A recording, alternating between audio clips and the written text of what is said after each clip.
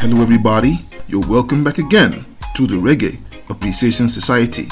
The 1980s are among the most creative and colorful eras in music history. It was a decade that saw the emergence of a lot of female dancehall DJs who would light up the airwaves big time. And some of these lovely ladies include the likes of Lady Saw and Sister Nancy. But as far as that epoch is concerned, my favorite is undoubtedly the delightful and lovable Sophia George. The dancehall scene is a very competitive and gritty environment where various toasters battle it out for the crown of the top DJ. As such, the average DJ, whether male or female, always radiates an imperious and aggressive persona, and while her peers all went down that route, Sophia George was a breath of fresh air. She would radiate a very homely, calm, and friendly girl next door vibe that's always shined through in her voice and appearance. She was never combative, always smiling and joyful while entertaining in her bright, colorful outfits. To me, she embodied the heart and soul of the 1980s, and whenever I reminisce about that magical decade, she's always the first to run through my mind.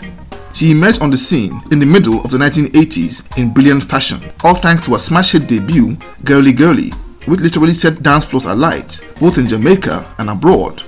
The world was hypnotized by that delightful song, as well as the young lady who sang it, and it would stay on the charts in places like Africa for more than a year. And the song would even feature on the soundtrack of a Hollywood movie that starred American actor and comedian Adam Sandler. And with the way she emerged, she seemed to be the next big thing and seemed set to cement her place as a superstar when she seemingly disappeared from the scene a few years after breaking in at the very top, leaving all of us to wonder whatever happened to Sophia George. Let's take a look at the career of this mid-80s dancehall icon. She was born February 21st, 1964 in Kingston, Jamaica, and grew up in a deeply religious household. Regular church going was the central pillar of her upbringing, and it was in the church that young Sophia would quickly discover her love and flair for music. And like so many other musicians have done, she made her first foray into music as a member of the local church choir, and would over time hone her trademark warm and rich voice. She was your average girl next door and showed no signs of any leanings toward the music business. After finishing from school and bagging her teacher's qualifications, she found work as a teacher at a school for deaf children in Kingston. Her life was a triangle of home, work, and choir duty in church on Sunday, when one day in 1985, a friend of hers who had been a big admirer of her singing voice came over to her house one day and told her that a studio in town was holding an audition for a female singer. It would take some convincing, but eventually Sophia went to that studio for a tryout. And there she met producer Ronald Piggy Chung, who took her into the recording booth and gave her the lyrics to a song called Girlie Girlie, for which she was looking for the right artist to sing. That song had been written by ace producer and songwriter Anthony Sangy Davis, who had found fame as the writer of the song Wake Up and Live on Bob Marley's 1979 survival album. The song Girlie Girlie tells the story about a young man who is a serial womanizer. Davis' inspiration for that song came about after his mother caught him chatting up some young ladies one day and confronted him with the question, "How you so girly girly?" And Davis in just 10 minutes scribbled down the song's lyrics and took it to Ronald Chung, who just knew that the song was a hit in the making. So Chung gave Sophia some of the lyrics and hit the record button. And after Sophia sang just a few notes, the producer just knew that the song was hers. So with the crack team of instrumentalists led by Sangy Davis, Sophia George recorded Girlie Girlie, and upon release in Jamaica in 1985, it became a monster surprise hit that year that went to number 1 on the island's charts and stayed up there for an incredible 11 weeks. It easily became one of the biggest songs in Jamaica in 1985 and even outsold efforts from the likes of Frankie Paul, Barrington Levy, and Dennis Brown in that year. An astonishing achievement, but that was just the beginning.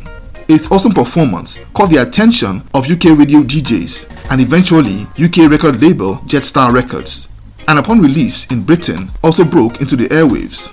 At first, it became popular and sold only in reggae circles, but its success would quickly go mainstream and its sales figures broke Girlie Girlie into the UK pop charts top 10 countdown, where it would peak at number 7.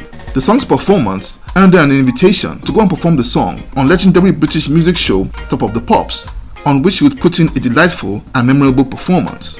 And that show seemed to be the catalyst for what would become a true international breakthrough.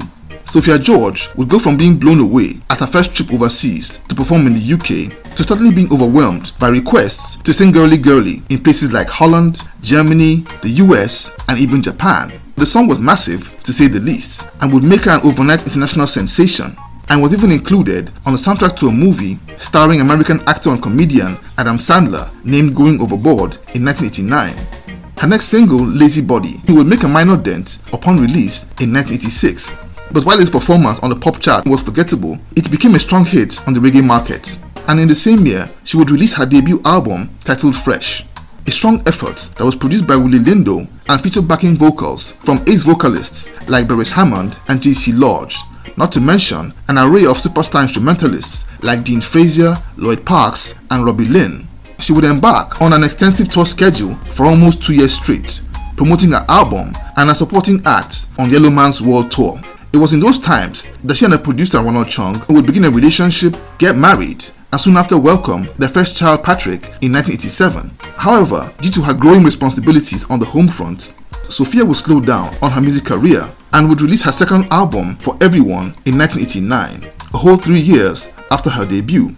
This follow-up effort had good production quality and sound performance from Sophia, but it did nothing close to what Girlie Girlie and her first album had achieved, and ultimately it proved to be a very mild success. It's been suggested that her taking 3 years off was too long and caused her core fans to forget all about her, but I just think that her first album and songs were just better. She would juggle her role as mother hen of the fast-growing Chung clan on one hand and her music career on the other over the next 5 years, birthing 3 more kids and 2 more albums between 1990 and 1994. But as her family responsibilities grew, she would place less priority on her career and chose to apply her energy solely on the task of raising her 4 children. In 1996, Sophia and her husband decided they wanted their children to go to university in the US and made a crucial decision to move to the States in that year, and they would first settle in Miami before moving over to California the year after that. The couple would retire from the music business and took the more stable route of 9-to-5 jobs that would secure their mortgage as well as help them save up for college tuition. Ronald Chung would go into real estate marketing, and Sophia took on a job in the corporate world. That decision looked risky when it was taken, when they left everything behind in Jamaica in 1996. But fast forward 2 decades later, it proved to be a very wise decision and amazing investment in their family. Their 4 kids all got through college in flying colors and are doing very well today. In fact, their first child, Patrick Chung, would become a star American football player in his university before going on to a very successful professional 12-year career in the NFL between 2009 and 2021. So today, Sophia George, who turned 60 in February this year, is enjoying retirement with her husband, kids, and grandkids in California.